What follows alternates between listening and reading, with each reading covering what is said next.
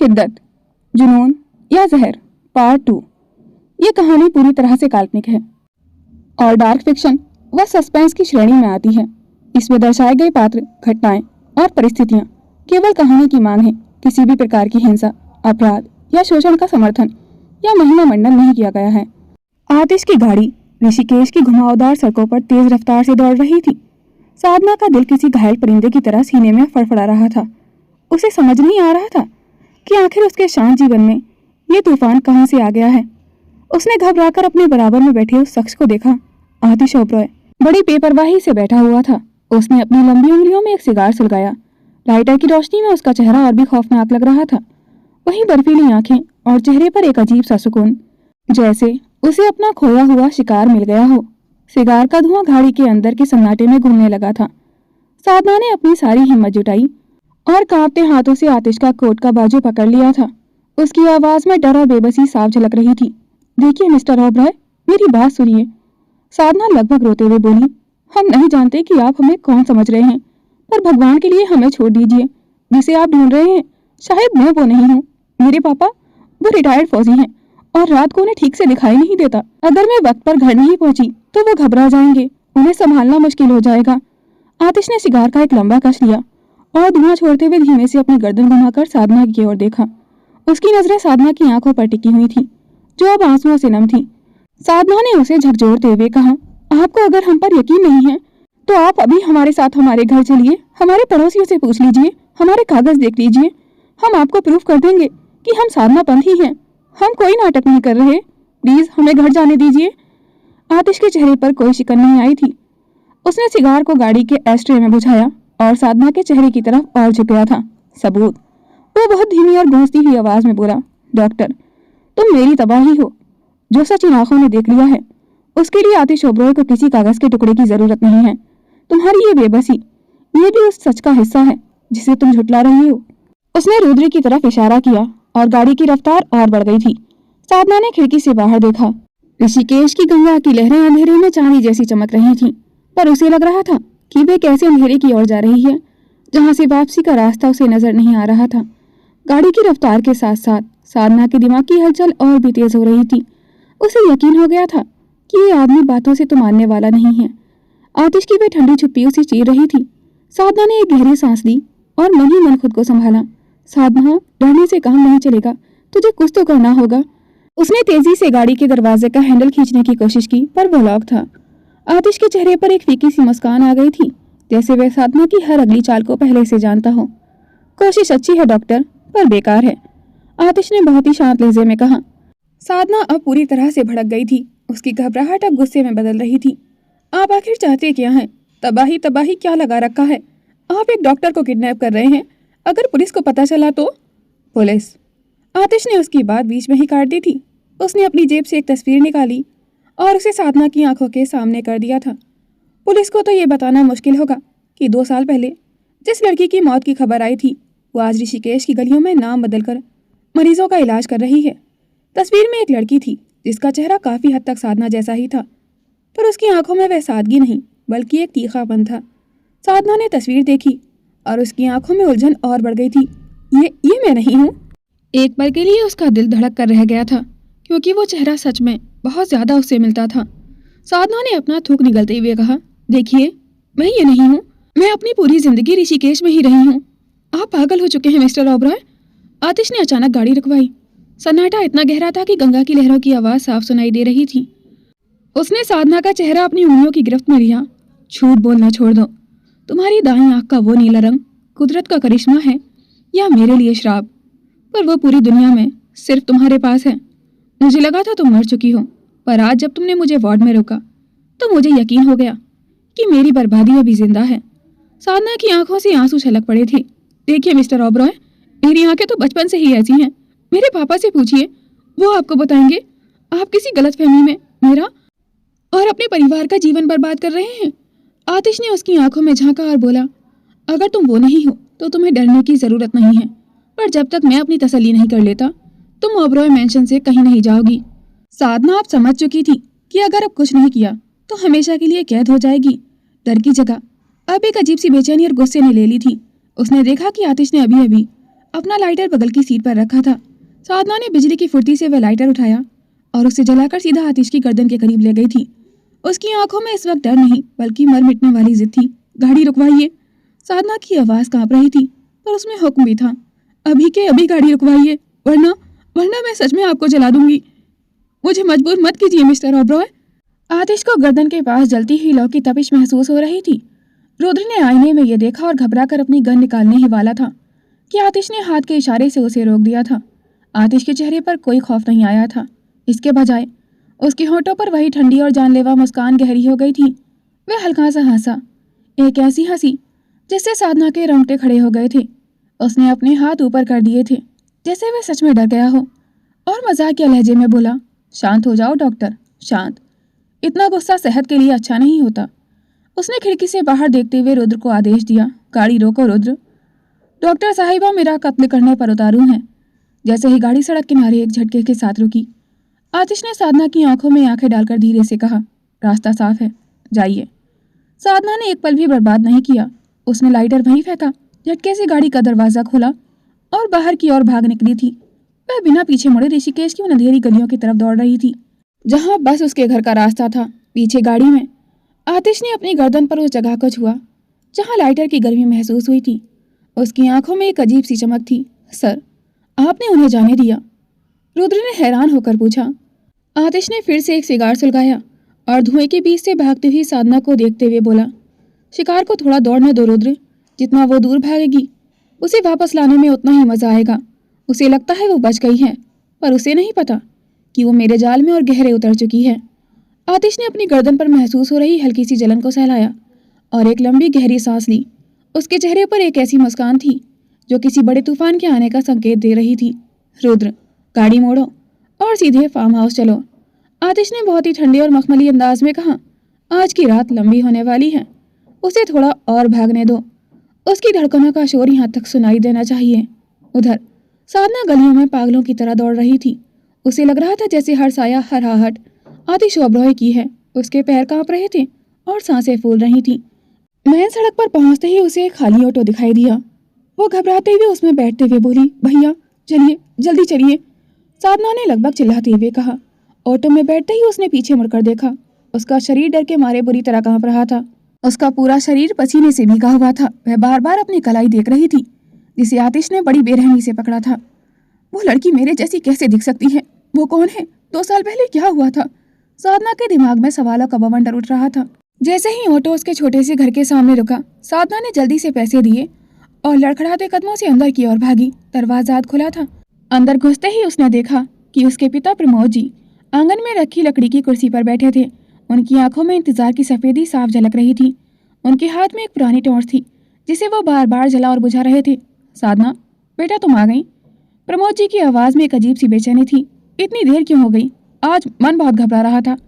साधना ने जैसे ही अपने पापा का चेहरा देखा, वह खुद को रोक नहीं पाई थी। उसने जल्दी से अपना दुपट्टा ठीक किया और अपनी आवाज को नॉर्मल करते हुए बोली, हाँ पापा, बस थोड़ा काम ज्यादा था। साधना ने अपनी कांपती आवाज को छुपाने की कोशिश की और उनके पैरों के पास बैठ गई थी।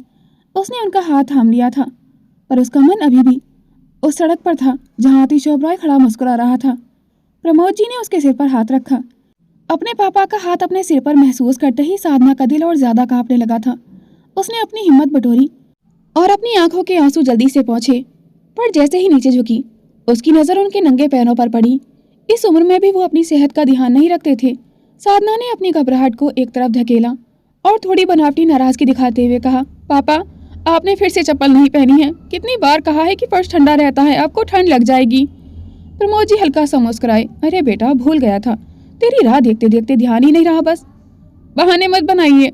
साधना ने उनका हाथ पकड़कर उन्हें उठाया। चलिए अब अंदर बैठिए, मैं जल्दी से हाथ मुंह धोकर आती हूँ, फिर आपके लिए गर्मा गर्म खाना लगाती हूँ। साधना ने अपना बैग एक तरफ सोफे पर रखा।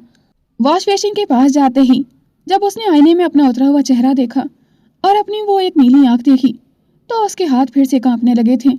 उसने जल्दी से ठंडे पानी के छींटे मारे जैसे वो आतिश के उन खौफनाक अल्फाजों को धो देना चाहती हो। रसोई में जाकर उसने जल्दी से खाना निकाला और थाली सजाकर अपने पापा के कमरे में ले गई थी। उसने अपने हाथों से उन्हें खाना खिलाया और फिर दवा देकर उन्हें बिस्तर पर लिटा दिया था। जब वो उनकी चादर ठीक कर रही थी तब प्रमोद जी ने उसका हाथ थाम लिया था और बोले, पूरा दिन हॉस्पिटल में इतनी मेहनत करती है तू साधना, और रात को घर आकर भी तुझे मेरी सेवा इतनी करनी पड़ती है। कभी कभी तो लगता है मैं तुझ पर बोझ बन गया हूँ। प्रमोद जी की आवाज़ भारी हो गई थी। साधना ने फौरन उनके मुंह पर हाथ रख दिया था और लाड से बोली, अच्छा जी, अब ये इमोशनल बातें बंद कीजिए, और ये जो पूरा दिन आप घर संभालते हैं और मेरे लिए प्रार्थना करते हैं वो क्या? वैसे भी बस कुछ दिनों की बात हो रही है, एक बार आपकी आंखों का ऑपरेशन हो जाए फिर मैं बिल्कुल सेवा नहीं करने वाली आपकी। फिर मत कहिएगा, साधना बेटा पानी दे दो, साधना बेटा मेरा चश्मा ढूंढ कर दो। प्रमोद जी खिलखिलाकर हंस पड़े थे। अच्छा बाबा, नहीं कहूँगा। साधना ने लाइट बंद की और कमरे से बाहर आ गई थी। जैसे ही वे अंधेरे बरामदे में पहुंची, उसकी मुस्कान गायब हो गई थी। बाहर ऋषिकेश की रात गहरी और खामोश थी। उसने धीरे से खिड़की का पर्दा हटाया और बाहर सड़क की ओर देखा। उसे डर था कि कहीं अंधेरे में वही काली गाड़ी और वही सिगार की जलती हुई रोशनी फिर से न दिख जाए। रात की उस खौफनाक याद के बाद साधना की आंख कब लगी उसे पता ही नहीं चला। पूरी रात उसके सपनों में आतिश की वो बर्फीली आंखें और सिगार का धुआं किसी साए की तरह पीछे करते रहे थे।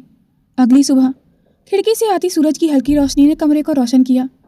प्रमोद जी, जिनकी आंखों में रोशनी दिन के समय तो ठीक रहती थी पर रात होते ही धुंधली हो जाया करती थी, आज बहुत खुश थे। उन्होंने अपना चश्मा उठाया और मुस्कुराते हुए साधना के कमरे की ओर बढ़े। साधना बेटा उठ जाओ, देखो 7 बज चुके हैं, आज फिर से ड्यूटी पर देर हो जाएगी। प्रमोद जी ने बाहर से आवाज़ लगाई। अंदर से कोई हलचल नहीं हुई। प्रमोद जी को थोड़ा अचरज हुआ क्योंकि साधना तो उनकी पहली आवाज़ पर ही चहकते हुए उठ जाती थी। बेटा साधना, उन्होंने फिर आवाज़ दी, पर इस बार भी सिर्फ सन्नाटा ही था। प्रमोद जी का मन थोड़ा घबराने लगा था। पहली बार ऐसा हो रहा था कि उनकी लाडो उनकी बात का जवाब नहीं दे रही थी। कल रात भी वे को सहमी हुई सी थी। घबराहट में उन्होंने कमरे का दरवाज़ा खटखटाया। साधना, ठीक तो हो ना बेटा, बोलती क्यों नहीं? जब अंदर से कोई आहट नहीं हुई तो उन्होंने धीरे से किवाड़ धकेले। दरवाज़ा खुला था। प्रमोद जी अंदर आए और बिस्तर के करीब पहुंचे तो उन्होंने देखा कि साधना गहरी नींद में सो रही है। उसका चेहरा थोड़ा उतरा हुआ था, जैसे नींद में भी वह किसी उलझन में हो। प्रमोद जी ने बड़े प्यार से साधना के बिखरे बालों पर हाथ फेरा। अपनी बेटी को सोते हुए देखकर उसकी आंखों में ममता भर आई थी। उन्होंने झुककर बहुत ही कोमलता से उसे उठाया। हैप्पी बर्थडे मेरी लाडो, जन्मदिन मुबारक हो तुझे। हैप्पी बर्थडे सुनते ही साधना की नींद जैसे टूट गई थी। उसने धीरे से अपनी आंखें खोली और सामने अपने पापा का मुस्कुराता हुआ चेहरा देखा। कल रात का सारा खौफ, वो सारी कड़वाहट उस एक पल के लिए जैसे कहीं ओझल हो गई थी। साधना झटके से उठकर बैठी और बिना कुछ सोचे सीधे अपने पापा के गले लग गई थी। उसकी आवाज़ में एक मासूम खुशी और राहत थी। थैंक यू पापा, थैंक यू सो मच। मैं तो सच में भूल गई थी कि आज मेरा जन्मदिन है। प्रमोद जी ने उसे गिफ्ट दिया और हंसकर बोले, पापा कैसे भूल सकते हैं भला, आज तो मेरी लाडो का दिन है।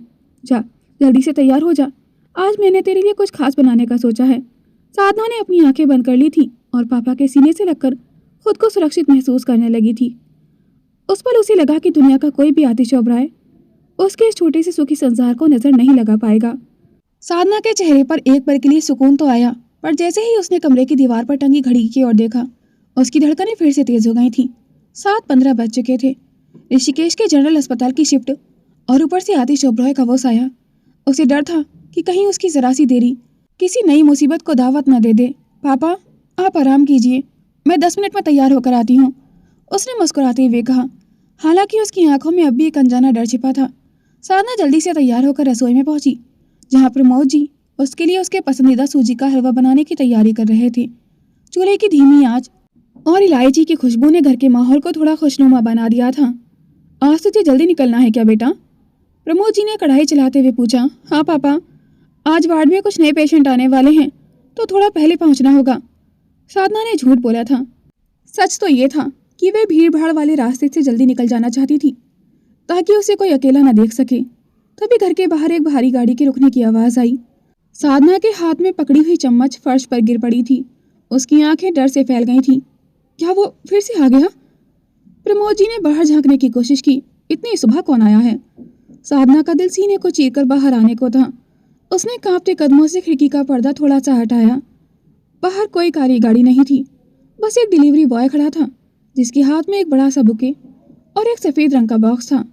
साधना जी का घर यही है? बाहर से आवाज़ आई। साधना ने राहत की सांस ली और बाहर गई। डिलीवरी बॉय ने बिना कुछ कहे उसे पार्सल थमाया और चला गया था। साधना जब अंदर आई तो उसके चेहरे पर उलझन थी। बुके में सिर्फ नीले ऑर्किड्स थे। बिल्कुल साधना की आंखों के रंग जैसे। उसने जल्दी से बॉक्स खोला। उसके अंदर एक महंगी रिस्ट वॉच और एक छोटा सा नोट था। प्रमोद जी ने उत्सुकता से पूछा, किसने भेजा है बेटा? तेरी किसी दोस्त ने? साधना ने कांपते हाथों से वो नोट खोला। उस पर स्याही से नहीं, बल्कि ऐसा लग रहा था जैसे जलते हुए कोयले के निशान से लिखा हो, जानम। नीले रंग की खूबसूरती उजाले में और भी बढ़ जाती है। जन्मदिन मुबारक हो। आज का दिन संभल कर बिताना, क्योंकि आज रात का इंतजार मुझे रहेगा। एओ। साधना के हाथ से वो नोट गिर गया था। प्रमोद जी ने उस गिरे हुए नोट को उठाया और बोले, क्या हुआ बेटा? कौन है ये एओ? साधना ने फौरन उनके हाथ से नोट को लेकर अपनी मुट्ठी में भींच लिया था और एक नकली हंसी के साथ बोली, अरे पापा, ये तो मेरी हॉस्पिटल की सहेली है, अंजलि ओमकार। उसी ने भेजा है। वो हमेशा ऐसे ही मजाक करती है। पर साधना जानती थी कि ये कोई मजाक नहीं था। आतिश ओबरॉय उसके घर के पते तक पहुंच चुका था। उसे समझ आ गया था कि वह सिर्फ उसकी आंखों का दीवाना नहीं है, वह उसे एक शिकारी की तरह ट्रैक कर रहा है। पापा, मुझे अभी निकलना होगा, साधना हड़बड़ाते हुए बोली। उसने जल्दी से अपना बैग उठाया। हलवे का एक निवाला भी नहीं चखा था। अरे बेटा, थोड़ा खा तो ले। प्रमोद जी पीछे से आवाज देते हुए रह गए थे, पर साधना बिना पीछे मुड़े घर से बाहर दौड़ पड़ी थी। जैसे ही साधना सड़क पर पहुंची, उसने देखा कि सड़क के दूसरी तरफ वही काली गाड़ी खड़ी थी। शीशा थोड़ा सा नीचे था और सिगार का धुआं बाहर निकल रहा था। साधना की सांसें बुरी तरह फूल रही थीं। उसने सड़क की दूसरी तरफ खड़ी उस काली गाड़ी की ओर देखने की दोबारा हिम्मत भी नहीं की थी। उसे महसूस हो रहा था कि उन गहरे काले शीशों के पीछे से आतिश की वो बर्फीली नजरें एक एक कदम पर उसका पीछा कर रही हैं। उसने अपने दुपट्टे को कसकर लपेटा और तेजी से बस स्टॉप की ओर बढ़ने लगी थी। कल रात की भागदौड़ में उसकी बाइक तो हॉस्पिटल की पार्किंग में ही रह गई थी और आज उसे बस का ही सहारा था। जैसे ही बस आई, साधना लगभग भागते हुए उसमें चढ़ गई थी। उसने पीछे मुड़कर भी नहीं देखा, पर उसके कान उस काली गाड़ी के इंजन की आवाज सुनने के लिए जैसे पत्थर बन गए थे। बस के अंदर पैर रखते ही उसने जोर से अपनी आंखें बंद कर ली थी। हे गंगा मैया, मेरी रक्षा करना। मैं नहीं जानती ये कौन है। आज के दिन सब ठीक रखना माँ, पापा को इन सब से दूर रखना। उसने मन ही मन बुदबुदाते हुए अपने गले में पहने छोटे से लॉकेट को भींच लिया था। बस की खिड़की से बाहर देखते हुए उसे हर दूसरी गाड़ी वही काली रोल्स रॉयस नजर आ रही थी। ऋषिकेश की वो जानी पहचानी सड़कें आज उसे अजनबी और डरावनी लग रही थीं। उसे बार बार आतिश के वो शब्द याद आ रहे थे, आज रात का इंतजार मुझे रहेगा। आखिर क्या चाहता है वो उससे? समय जैसे रेंग रहा था, पर साधना की धड़कनें किसी रेस में थीं। जैसे ही बस हॉस्पिटल के स्टैंड पर रुकी, साधना ने घड़ी देखी। ठीक 9:30 बज रहे थे। वह बिना रुके सीधे गेट की ओर बढ़ी। हॉस्पिटल की सफेद इमारत और वहां की चहल पहल देखकर उसे थोड़ी राहत मिली थी। उसे लगा कि शायद सफेद कोट पहनने के बाद वह उस काली परछाई से सुरक्षित हो जाएगी। जैसे ही उसने पार्किंग लॉट को पार किया, उसकी नजर अपनी बाइक पर पड़ी, जो कल रात की तरह वहीं खड़ी थी। पर जैसे ही बाइक के पास से गुजरी, उसके कदम ठिठक गए थे। बाइक की सीट पर एक ताज़ा नीला ऑर्किड रखा हुआ था, वही फूल जो सुबह उसके घर पार्सल में आए थे। इसका मतलब साफ था, आतिश ओबरॉय वहां उससे पहले पहुंच चुका था, या फिर उसका कोई आदमी साए की तरह साधना के साथ ही चल रहा था। साधना, तुम आ गई। कांग्रेचुलेशन डियर, परमानेंट डॉक्टर बनने के लिए। कल मैं बिजी थी तो विश नहीं कर पाई। उसकी क्लिक डॉक्टर रीना ने पीछे से आकर उसे गले लगा लिया था। साधना ने कांपते हुए उस फूल को उठाकर बैग में छिपा लिया और फीकी मुस्कान के साथ कहा, थैंक यू रीना, चलो आज वार्ड में बहुत काम है। साधना ने अपनी ड्यूटी शुरू तो कर दी थी, पर उसका ध्यान बार बार वार्ड के दरवाजे की ओर जा रहा था। उसे लग रहा था कि अभी उस दरवाजे से कोई आएगा और उसे फिर से वही खौफनाक दुनिया याद दिला देगा। तभी हेड नर्स विमला दीदी ने आकर कहा, साधना, इमरजेंसी रूम में जाओ। अभी एक वीआईपी पेशेंट के एक्सीडेंट का केस आया है, डॉक्टर खन्ना तुम्हें बुला रहे हैं। साधना का गला सूख गया था। वीआईपी शब्द सुनते ही उसके जहन में सिर्फ एक ही नाम आया था, और शायद उसकी इंट्यूशन सही थी। साधना ने अपनी मुट्ठियां कसी और एक गहरी लंबी सांस ली। उसका दिल सीने में हथौड़े की तरह बज रहा था, लेकिन उसने खुद को समझाया, साधना डर मत, इस वक्त तो सिर्फ एक डॉक्टर है और वो सिर्फ एक मरीज। उसने अपनी कांपती आवाज को थोड़ा स्थिर करते हुए हेड नर्स से कहा, ठीक है विमला दीदी, मैं बस 5 मिनट में पहुंचती हूँ। विमला दीदी के जाते ही साधना ने बेसिन पर जाकर ठंडे पानी से अपना चेहरा धोया। आईने में अपनी आंखों को देखा, जिसमें डर और गुस्सा दोनों साफ झलक रहे थे। उसने अपना सफ़ेद एप्रन ठीक किया और तेज कदमों से इमरजेंसी रूम की तरफ बढ़ गई थी। जैसे ही उसने इमरजेंसी रूम का भारी दरवाज़ा धकेला, अंदर का सन्नाटा उसे चीर गया था। साधना अंदर का नजारा देखकर हैरान रह गई थी। कोई एक्सीडेंट केस नहीं था। डॉक्टर खन्ना और डॉक्टर रीना एक कोने में बेबस खड़े थे। कमरे के बीचों बीच स्ट्रेचर के पास आतिश ओबरॉय बैठा हुआ था। उसके सफेद शर्ट की आस्तीन ऊपर मुड़ी हुई थी और उसके बाएं हाथ से खून की धार बहकर फर्श पर गिर रही थी। उसके चेहरे पर दर्द का एक निशान तक नहीं था, बल्कि वह बड़ी शांति से अपने दूसरे हाथ में सिगार पकड़े हुए था। मुझे कोई हाथ नहीं लगाएगा, आतिश की ठंडी और भारी आवाज कमरे में गूंजी। जब तक वो नहीं आती तब तक नहीं। साधना का खून खौल उठा था। उसने देखा कि रीना के हाथ में पट्टी थी, पर वह डर के मारे आगे नहीं बढ़ पा रही थी। साधना ने बिना एक पल गंवाए तेज कदमों से आतिश की ओर बढ़ना शुरू किया। उसकी बर्फीली आंखें साधना को आते देख चमक उठी थी। साधना सीधे उसके सामने जाकर खड़ी हो गई थी। उसने ना तो उसकी आंखों में देखा, ना ही उसकी मुस्कान पर ध्यान दिया। उसने झटके से आतिश का जख्मी हाथ अपने हाथ में लिया।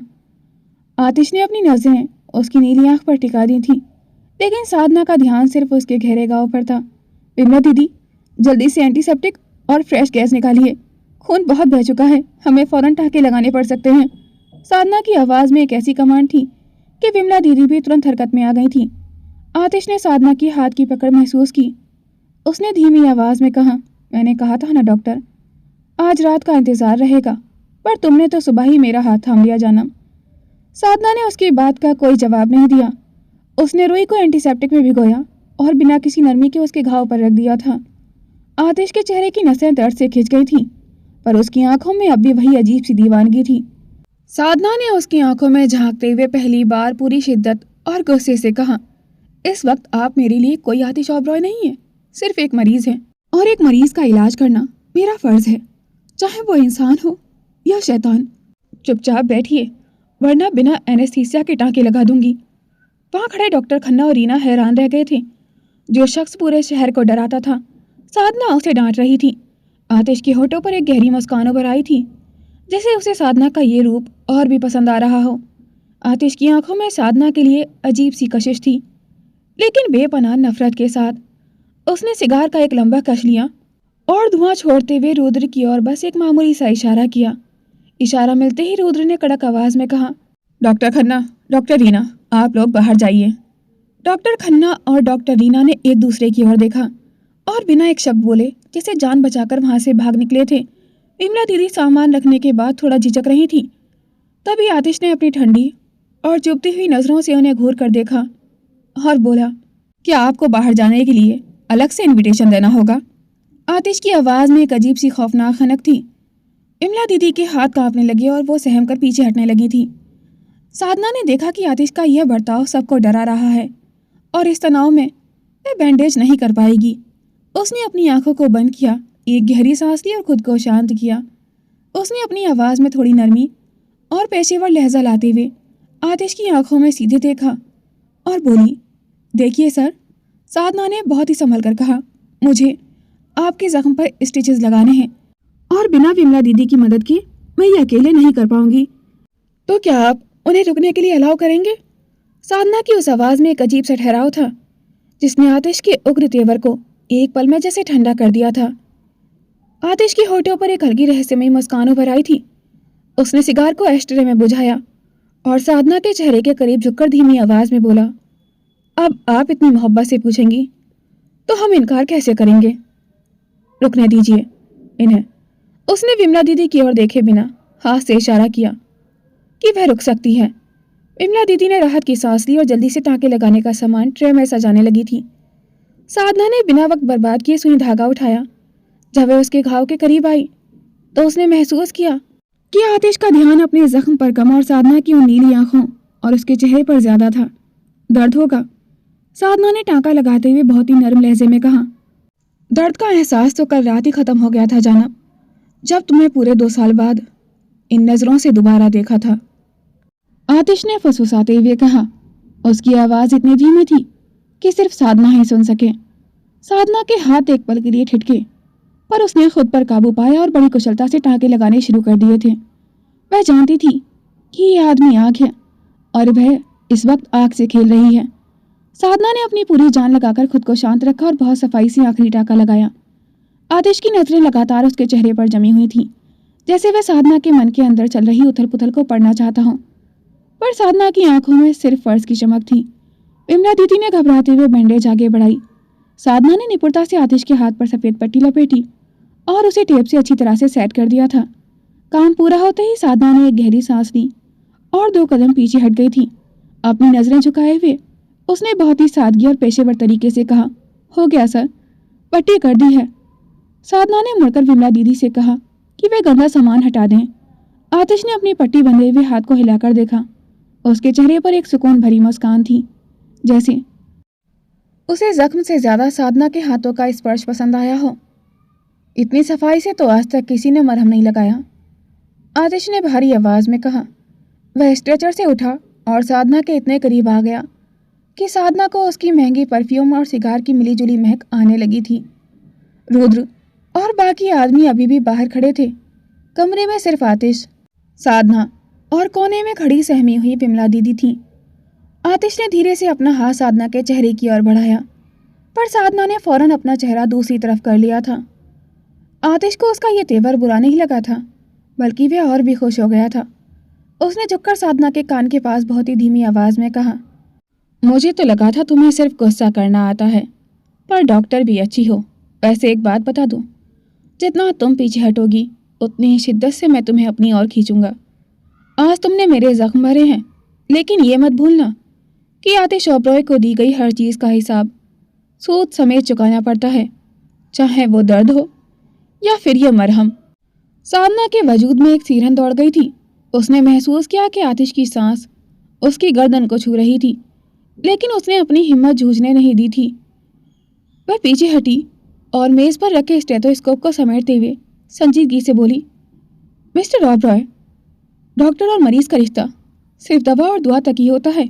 हिसाब किताब के लिए आप अपने मुनीम से बात कीजिएगा, और हाँ, ये दवाइयाँ वक्त पर ले लीजिएगा, वरना घाव गहरा हो सकता है। आतिश की आंखों में चमक और बढ़ गई थी। उसने एक ठहाका लगाया, एक ऐसा ठहाका जिसमें डर कम और एक अजीब सी दीवानगी ज्यादा थी।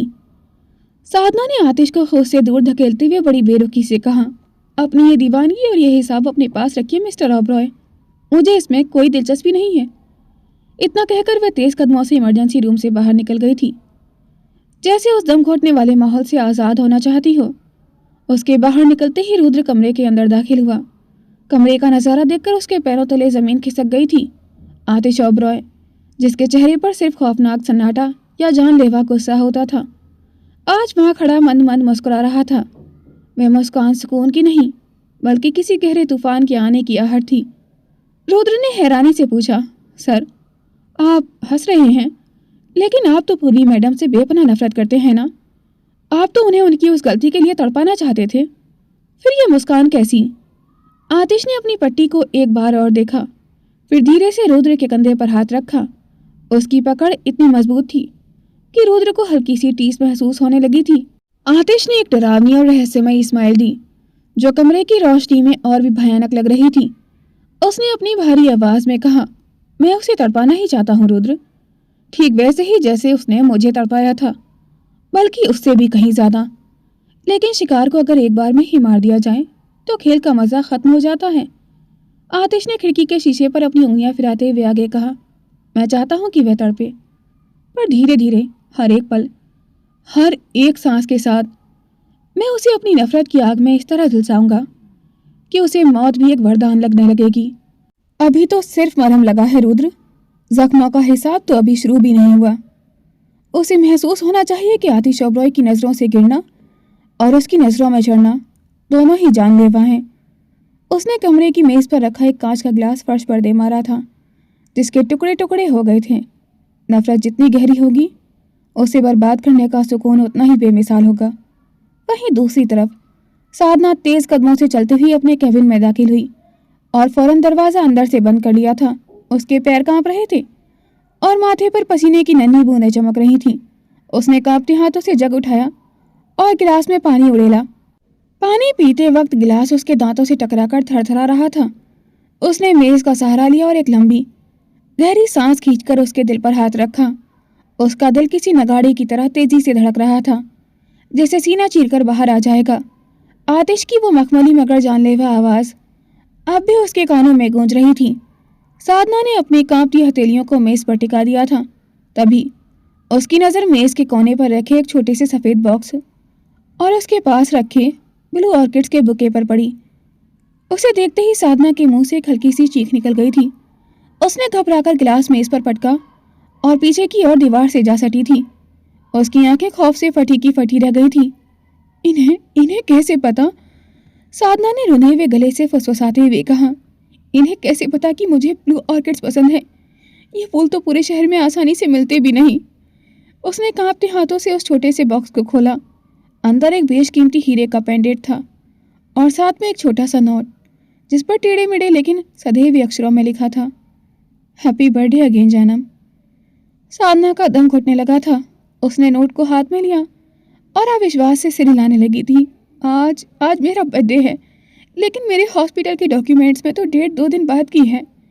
ऑफिस से लेकर मेरी सहेलियों तक सबको यही पता है कि मेरा जन्मदिन परसों है, सिवाय मेरे पापा के। फिर ये आदमी। उसकी आवाज़ डर से कांपने लगी थी। आखिर ये आतिश ओबरॉय है कौन? इसे मेरी उन पसंदों का कैसे पता जो मैंने कभी किसी को नहीं बताई? इसे वो सच कैसे पता जो सरकारी कागजों में भी गलत दर्ज है? उसने खिड़की की ओर देखा जहां बाहर अंधेरा गहरा रहा था। उसे ऐसा लगा जैसे आतिश की वो ठंडी भूरी आंखें उस अंधेरे से उसे झांक रही हों। क्या ये सिर्फ एक इत्तेफाक है या फिर ये आदमी मेरी परछाई तक का पीछा कर रहा है? साधना ने अपने सीने पर हाथ रखा जहां उसका दिल अब और भी तेजी से धड़क रहा था। आखिर क्या चाहता है ये मुझसे? नफरत या कुछ और जो नफरत से भी ज़्यादा खतरनाक है? To be continued. दोस्तों, आज का पार्ट आपको कैसा लगा? कमेंट सेक्शन में अपनी राय ज़रूर शेयर कीजिएगा। आपका एक प्यारा सा कमेंट ही मुझे लिखने के लिए मोटिवेट करता है, तो कमेंट करें, लाइक करें और हाइप करें। Thanks for watching. Please like, comment and share this video. Don't forget to subscribe my YouTube channel for more interesting videos.